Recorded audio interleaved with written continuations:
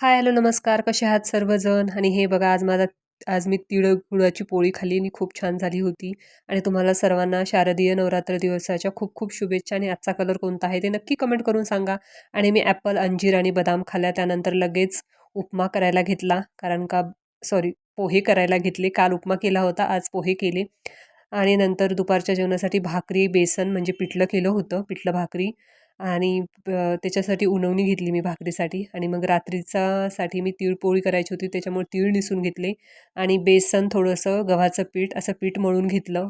आणि नंतर लगेच मी तीळ आणि शेंगदाणे भाजायला घेतले. भाजल्यानंतर मी गूळ खिसला आणि गूळ खिसून सर्व सारण तयार केलं, जेणेकरून छान छान गोड गोड पोळी खाता येईल. आणि हे बघा, माझा पिल्लू मला हेल्प करायला आलाय. तो नेहमी मला हेल्प करतो. लुडबुड त्याची हवीच, असं काहीतरी करू लागलं की त्याला खूप मजा वाटते. "मम्मी, मी काय करू, काय करू?" असं असतं त्याचं. आणि बघा, माझ्या पोळ्या किती छान बनत होत्या.